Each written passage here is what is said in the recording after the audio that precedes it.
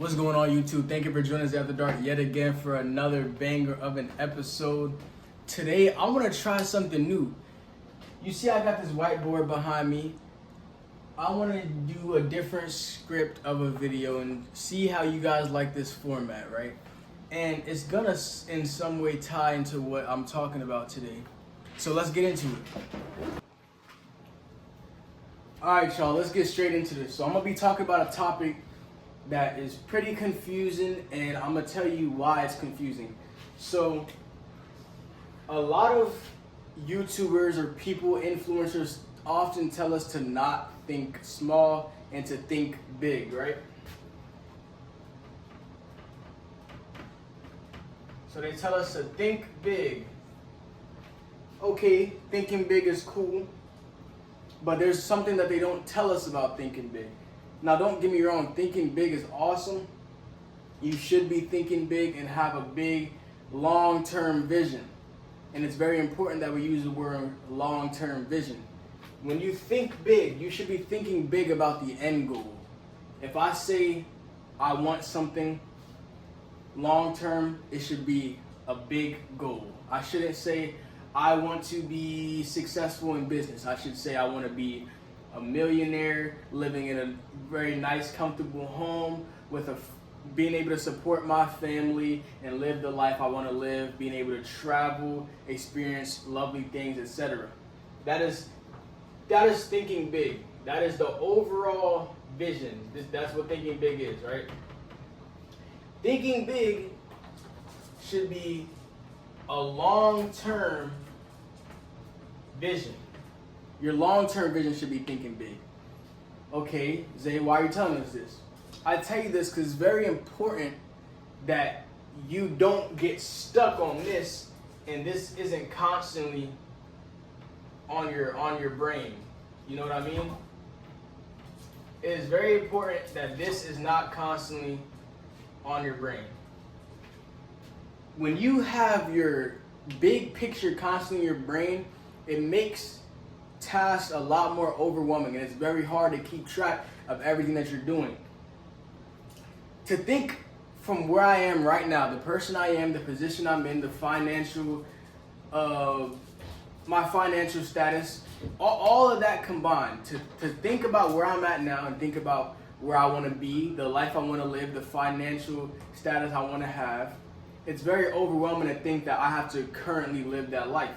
And when you kind of force those things onto yourself in your current brain, it overwhelms you. Like I said, I'm going to use the word overwhelming a lot. It's overwhelming. It's hard to consider as a possibility because from where you are now to where you want to be seems like such a big gap. So how can we fix this? So we got our long-term goal that we're thinking big. Now we want to take our long-term goal and to effectively use it currently and use it to push our day-to-day life, we have to break this down into smaller goals, right? Smaller goals as in short-term manageable goals.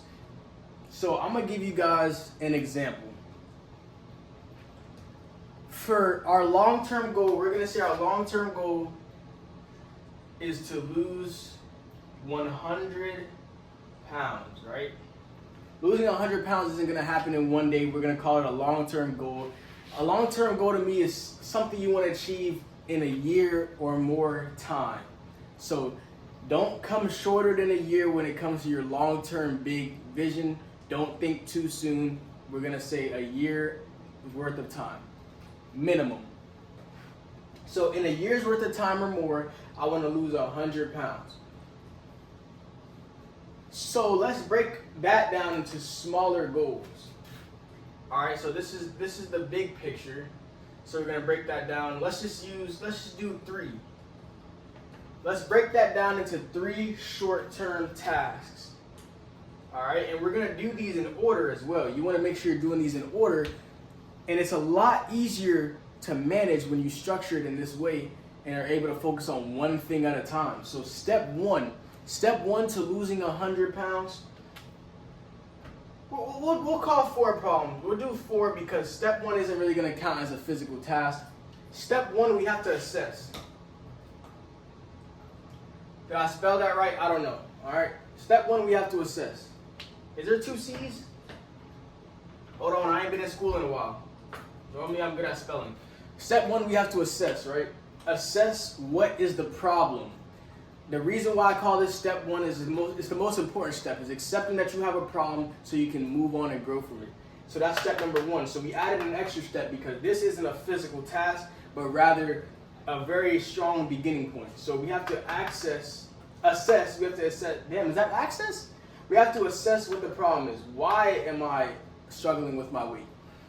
Why do I find myself eating more than I should? Why do I find myself lacking physical activity in my life? All right.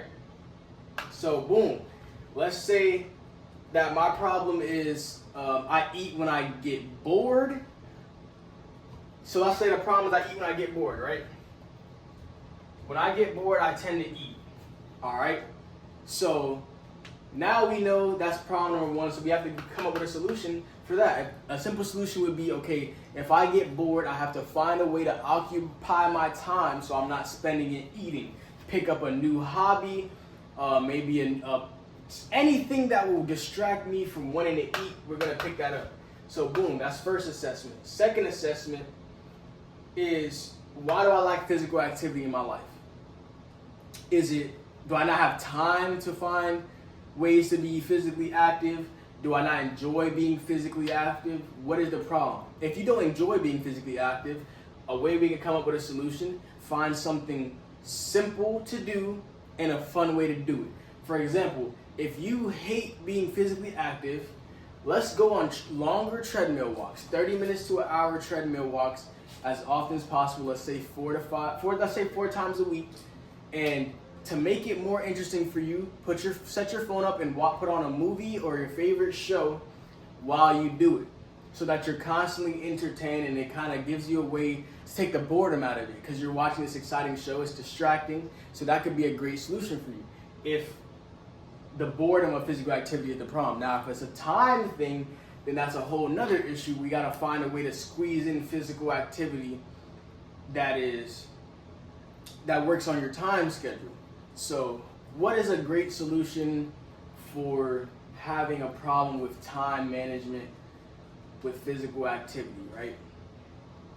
Maybe we could squeeze in more sessions during the week, but shorter sessions. So instead of doing 3 45-minute long exercises per week, let's do 5 10-minute long jump rope sessions, 5 10-minute long stair climbs. Let's find a way to squeeze it into our schedule.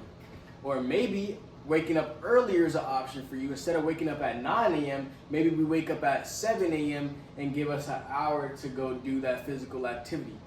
Now, that's a sacrifice you're going to have to make. But when it comes to becoming a new person, it's all about breaking the old you and breaking your old habits. Your old you cannot coexist with the new version of you. When you want to be something more than what you currently are, you have to make a commitment to change. And the only way you can make a commitment to change is by breaking that old you and realizing that y'all cannot coexist. The old you and the new you cannot coexist. You got to break these habits, and I say break for a very specific reason. When you break something, it's letting you know that it's gone, it's done. You can't fix it. It's broken. It's not we're gonna throw away old habits. We're not gonna get rid of old habits, because when you get rid of something, you can get it back. We're gonna break it and make sure it can never be used again. So boom, we got our assessment done. So after our assessment, we got step 2. Step 2 is, we're really gonna call it step 1 in the sequence of actionable steps. So short-term action number 1, short-term action / goal is going to be cutting down calories. Let's say that's going to be step number 1, is we're going to cut down calories.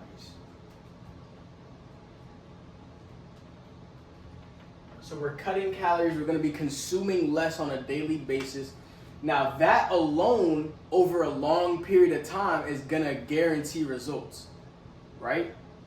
That is why it's going to be step number 1, because if I do absolutely nothing else but this, I will lose weight. It'll take long, but it will happen. Results are guaranteed with this step. Now, think about it like this. On a regular day, Isn't it easier to wake up and say, all right, all I gotta do today is consume less calories than normal? Isn't that easier to think about and process than saying, all right, here's another day of attempting to lose 100 pounds in the next year? That's a hard thing to think about. So when we break it down into smaller steps, it makes it a lot easier on our brains. And it makes it feel less overwhelming and makes it feel much more achievable. That's the thing about human brains. If something doesn't seem achievable, it's almost like we have a natural feel to want to give up on it. You know what I mean? Because we don't like wasting time and we don't like failing, because that makes us feel really bad about ourselves. So when we break it down in a much simpler way, it makes it easier to manage and easier to comprehend. So boom, step number one is cutting calories. That's gonna be our first step. Step 2/3. Actionable step number 2, but step 3 in the full-on process. Let's say changing our eating habits, right?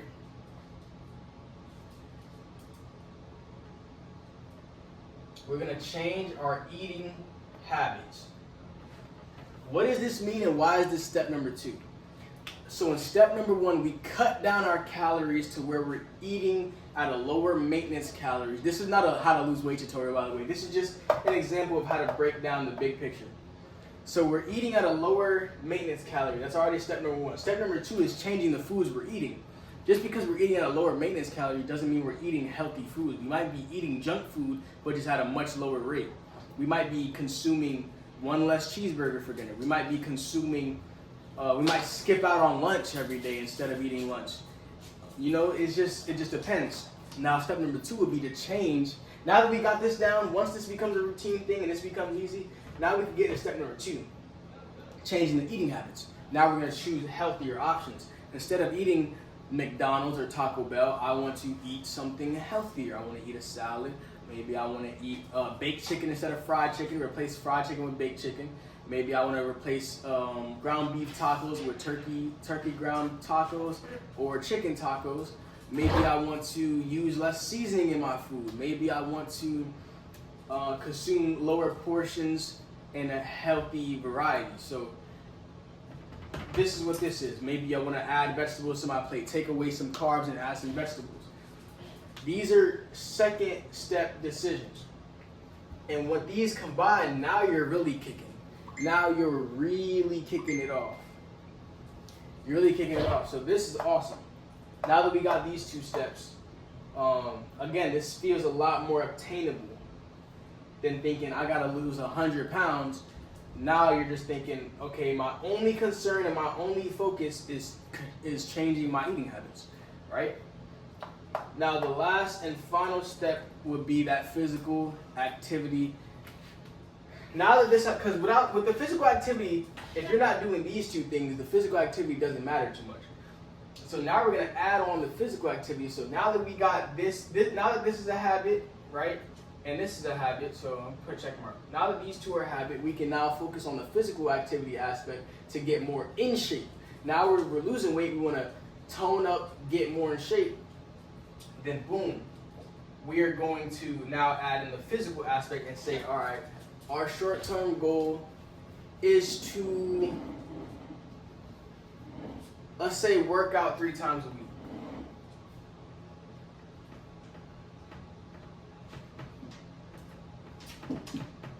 So our goal is to work out 3 times a week. Notice how we didn't get very specific. We're not going to say I'm going to work out for 2 hours every day, 3 times a week, whatever. No. Our goal is to work out 3 times a week. I don't care if this is a 10-minute session or a 2-hour-long session.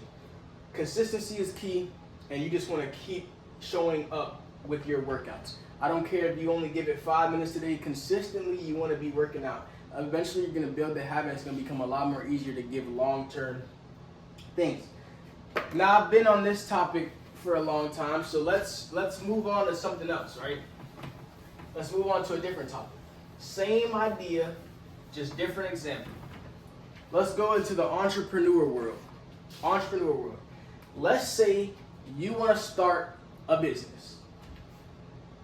Let's say that you want to start a service business.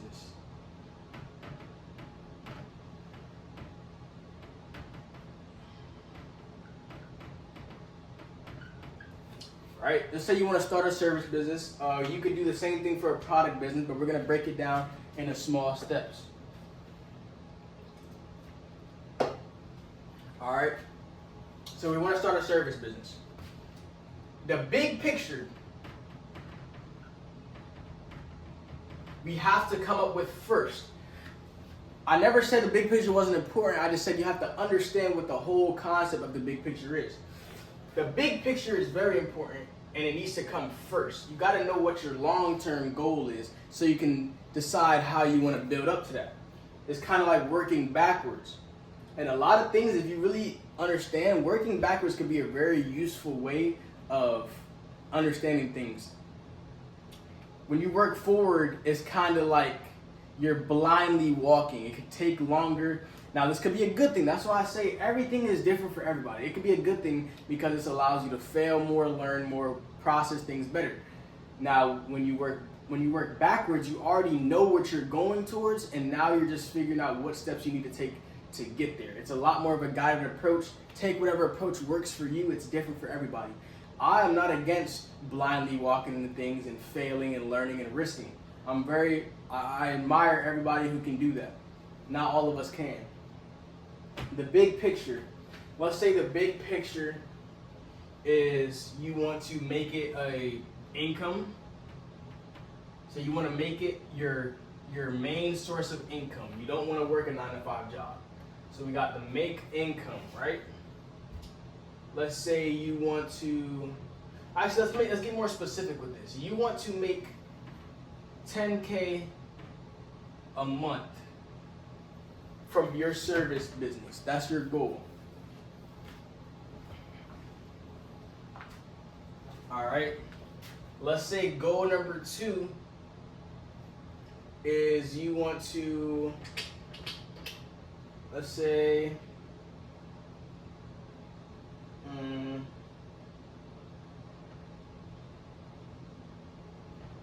let's say you want to open up a shop. Let's say you want to open up a physical location, right? Open up a physical location for your service business, whatever that may be. It could be car detailing. Maybe you want to open a physical location. I guess car detailing is a good example of business, so that's what we'll say. Even though it should be pretty broad, but car detailing, let's use that as an example. So you want to open a physical location and you want to make $10,000 a month. Let's try to come up with a third long-term goal. Let's say your third goal is to become locally famous. No, let's say your third goal is to become worldwide. You want to have multiple stores across America. Let's say one more goal is to expand your market. Explore different services and different skills, right? So boom, we have 4 long-term goals, and this is our big picture. This is what we're gonna base everything off of. All right, awesome. Now, in hindsight, this will require a lot more small steps because it's a much different goal, a much bigger goal. But we're gonna put the same amount of steps, I guess. Boom. So now that we have the bigger picture, we gotta come up with the small steps. Now, we don't have a step 1 like we did before of the assessing so much because we haven't run into any problems yet. We haven't started anything. We don't have any experience in it. So if you did want to add a step 1, it would be something along the lines of understanding where your expertise is at and knowing what you specialize in, and that would be the service you want to start with. So I guess that would be step 1 that we want right here. Now, real step 1 is, okay, goal number 1, I gotta have an identity, right? I gotta start somewhere. Maybe let's start with a name of our business. Now, it's very important that you don't get too caught up on this, right? On the identity part. A name is important, the name and identity is pretty important, but at the same time, you can 100% start your service business without your name or identity. But to scale to this degree, it might be a good idea to get this started early on. Now, you really wouldn't want to spend more than a week on this before getting started. You really want to get started as soon as possible, because anything after a week is really just procrastination. That's you trying to make it perfect and get everything perfect. It doesn't have to be perfect. It just has to exist. We can make it better later. So boom, we got our name and we got our identity. All right. Now, in order to open a physical location, make 10K a month worldwide, all right, we have to get our first client. People get caught up in fake productivity, or what I call being busy. Being busy and being productive is two different things. Have you ever been busy but feel at the end of the day that you got nothing done? That is because you're not focusing on the tasks that actually give you the results that you want.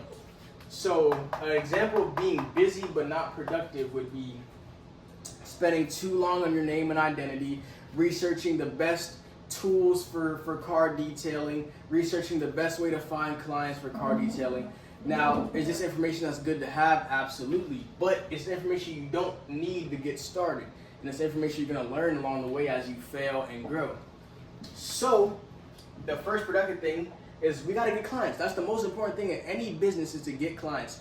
Anything that you're doing that isn't leading to clients is a waste of time. You can spend as much time as you want practicing and perfecting your craft, but without clients, there is no growth. So, goal number 2 should be get first clients. How are we going to get our first client? We're going to get our first client by doing a few things. This isn't a tutorial on entrepreneurship again. This is just telling you how to break down the steps. Now, if you want something like that, if you want me to give you more entrepreneurship advice, let me know in the comments down below. I'll definitely expand my niche a little bit. But I'm all about helping everybody improve and understand the brain a little bit better. So, to get our first client, we're going to do things like social media marketing. So expanding broadly by posting consistent content about our company, informing people about what we do and things like that. I'm not going to get too deep on how to do that. You can do online advertising, social media advertising. That's one way. Another way is physically, offline, going out in public, finding vehicles that need detailing, in your opinion, reaching out to the owners if they're there, getting business cards, placing business cards on cars that look like they may need some detailing service. You could even go as far as going door to door. Every household has a vehicle, so if you go door to door, you're guaranteed to run into somebody who may need your car detailing service. It really depends on how far you're willing to go. Now, me being a freelance graphic designer, going door to door might not be a high sale point for you. So you have to understand what you do and where your customers at and your target audience. That's a little bit of juice for y'all. So boom, get first client. Let's say we got our name identity, we got our first client. Once you get your first client, everything is a lot easier for you if you keep up that momentum, because that can give you referrals and give you a strong understanding of, okay, what did I do that got me that first client, and keep doing more of that thing, right? What did I do that didn't give me any clients, and do less of that? It's all a learning curve. So we're gonna take this, now that we got our first client, what's our third step? Maybe you want to build, this is different for everybody. I'm gonna just do this quickly because I'm not gonna think too deep. Maybe the next step is building our website. Now that we got a client, we're gonna transfer that into online traffic so people can actually book car detailing. Maybe going out physically is now losing you money because you don't have time to do as much products as you want. But if people are coming to you by way of your website and now you're changing your promotion, whatever. I'm not gonna get too deep in that. Website, boom, maybe that's your next step. After you got your website and business is flowing, how can we broaden the audience, right? So we can get that 10K a month, open a physical location, whatever. I'm gonna let you guys decide step 4. What would step 4 be in your opinion? Would step 4 be maybe researching physical locations for leasing? Would it be to change your marketing? What would be the next step? Step number 4, in your opinion, to take to grow this business? I gave you guys a lot of advice, and I hope you understand everything I said in this video. I just been thinking about this a little bit, and I wanted to give you guys my insight on it. I appreciate y'all for joining me yet again for another episode, and I'm going to see y'all soon. Love y'all. Peace out.